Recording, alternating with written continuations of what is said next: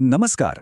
आज आपण एका अशा प्रकरणाबद्दल बोलणार आहोत जे नात्यांना अक्षरशः काळीमा फासणारं आहे. ही कहाणी आहे वासना आणि लालसेची, ज्याने एका महिलेला इतक्या खालच्या पातळीवर नेलं की तिने आधी आपल्या दिरासोबत लग्न केलं आणि नंतर आपल्याच सासूची हत्या केली. जरा विचार करा. घरात एका लहान मुलीच्या वाढदिवसाची तयारी सुरू आहे. सगळीकडे आनंदाचं वातावरण आहे, पण त्याच दिवशी त्याच घरात आजीची निर्घृण हत्या होते. हे कसं शक्य आहे? एका आनंदाच्या सोहळ्याचा शेवट इतका भयानक कसा होऊ शकतो?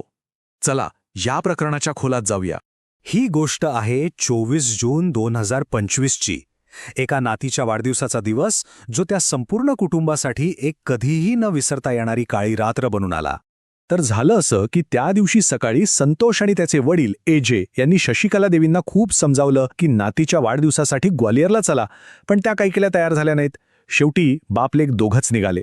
पार्टी झाली, संतोषने तिथेच थांबायचं ठरवलं आणि वडील एजे संध्याकाळी घरी परतले. पण घरी पोचताच त्यांच्या पायाखालची जमीनच सरकली.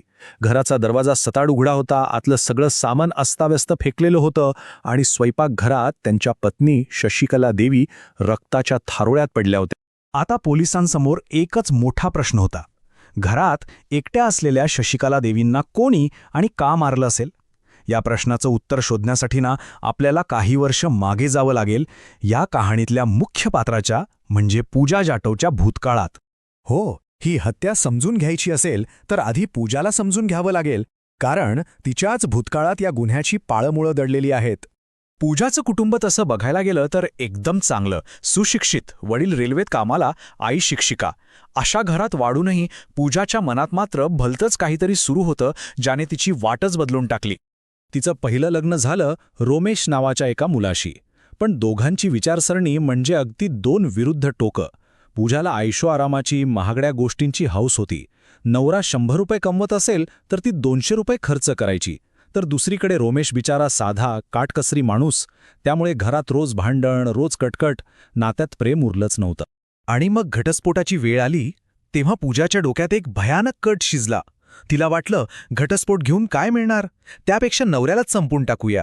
धक्कादायक म्हणजे सुपारी द्यायला पैसे नव्हते म्हणून तिने चक्क एका किलरसोबत स्वतःच्या शरीराचा सौदा केला. किलरने रोमेशवर हल्ला केला, पण नशीब बलवत्तर म्हणून तो वाचला. रोमेशने सरळ पोलिसांना पूजाचं नाव सांगितलं आणि पुराव्यांसकट पूजाला अटक झाली. तुरुंगात गेल्यावर तिची कहाणी संपली नाही, उलट तिथून एक नवीन अध्याय सुरू झाला. तिची ओळख झाली कल्याण नावाच्या एका गुन्हेगाराशी. जामिनावर बाहेर आल्यानंतर ते दोघे तब्बल 6 वर्ष लिव्ह इन रिलेशनशिपमध्ये एकत्र राहत होते. पूजाच्या आयुष्यात एक विचित्र आणि तितकाच धोकादायक पॅटर्न दिसतो. ती ज्याच्याशी नातं जोडते त्याच्यासोबत काहीतरी भयंकर घडतंच, आणि यावेळीही तेच झालं. फेब्रुवारी 2020मध्ये कल्याणचा एका अपघातात अचानक मृत्यू झाला. कल्याणच्या मृत्यूनंतर पूजा एकटी पडली. पण यावेळी तिने असं काहीतरी केलं ज्याचा कोणी विचारही केला नसेल. ती सहानुभूती मिळवण्यासाठी थेट कल्याणच्या घरी त्याच्या कुटुंबासोबत राहायला गेली. आता इथे नात्यांचं गणित कसं बदललं ते बघा. कल्याणच्या मृत्यूनंतर पूजा त्याच्या घरी राहायला तर गेली, पण तिथे तिने आपला मोर्चा वळवला कल्याणच्या मोठ्या भावाकडे, संतोषकडे. आणि ह्या नवीन व्यवस्थेत बघा, तिने संतोषशी लग्न केलं, जो आधीच विवाहित होता. म्हणजे पूजाने चक्क आपल्या दिरासोबतच संसार थाटला. अर्थातच संतोषच्या पहिल्या पत्नीला, राणीला, हे कळल्यावर घरात वादळ आलं. मोठा वाद झाला, पण संतोषने पूजाचीच बाजू घेतली. परिणाम, राणीने आपल्या मुलाला घेऊन घर सोडलं आणि एक हस्तखेळतं कुटुंब कायमचं विखुरलं गेलं. पूजा आता अधिकृतपणे सून म्हणून घरात आली खरी, पण तिची खरी टक्कर होती तिच्या नवीन सासूशी, शशिकला देवींशी, म्हणजेच संतोष आणि कल्याणच्या आईशी. या संघर्षाची 3 मुख्य कारणं होती. पहिलं, पूजाने कुटुंबाच्या 18 बिघे जमिनीवर हक्क सांगायला सुरुवात केली. दुसरं कारण तर आणखी धक्कादायक. शशिकला देवींना संशय येऊ लागला की पूजाचे संबंध स्वतःच्या सासऱ्यांसोबत, म्हणजेच त्यांच्या नवऱ्यासोबतही आहेत. आणि तिसरं आणि सगळ्यात महत्त्वाचं, त्यांना पूजाच्या गुन्हेगारी भूतकाळाची माहिती मिळाली. जेव्हा शशिकला देवींना हे कळलं की ही बाई आपल्या पहिल्या नवऱ्याला मारायला निघाली होती, तेव्हा त्यांच्यासाठी ती एक धोका बनली.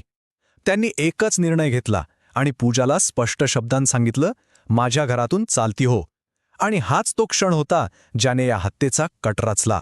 चला आता पुन्हा वर्तमानात येऊया, जिथे शशिकला देवींचा मृतदेह घरात पडला आहे, आणि पाहूया पोलिसांनी या गुंतागुंतीच्या कटाचा छडा कसा लावला? सुरुवातीला पोलिसांना वाटलं की हा दरोड्याचा प्रकार असेल, पण एक गोष्ट त्यांना खटकली. शशिकला देवींच्या अंत्यविधीला सगळं कुटुंब हजर होतं, फक्त एक व्यक्ती सोडून, ती म्हणजे पूजा. तिचीही गैरहजेरी पोलिसांच्या मनात संशयाचं बीज पेरून गेली. तपासात जे समोर आलं ते आणखीनच भयानक होतं. शशिकला देवींची हत्या करणाऱ्यांनी तब्बल 100 किलोमीटरचा प्रवास केला होता. यावरून एक गोष्ट स्पष्ट झाली. हा गुन्हा रागाच्या भरात घडलेला नव्हता, तर थंड डोक्याने पूर्ण नियोजन करून घडवून आणला होता. पोलिसांनी खाक्यात दाखवतच पूजा पोपटासारखी बोलू लागली. तिने सगळा कट कबूल केला. तिच्या मार्गातला जमिनीच्या वाटणीतला सगळ्यात मोठा अडथळा तिची सासू होती. म्हणून तिने स्वतःची बहीण कामिनी आणि मेहुणा अंकित यांना दागिने आणि जमिनीच्या वाट्याचं आमिष दाखवून हत्येसाठी तयार केलं.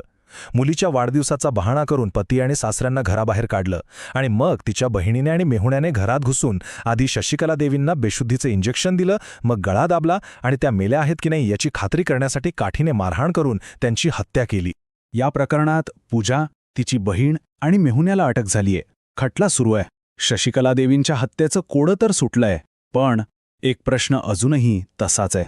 पूजाचा हा गुन्हेगारी इतिहास पाहता पोलीस आता तिच्या दुसऱ्या पार्टनरच्या म्हणजे कल्याणच्या मृत्यूची फाईल पुन्हा उघडत आहेत. त्याचा मृत्यू तो खरंच एक अपघात होता की तो सुद्धा पूजाच्याच एका भयानक कटाचा भाग होता? या प्रश्नाचं उत्तर कदाचित या कहाणीला आणखी एका गडद भयानक वळणावर घेऊन जाईल.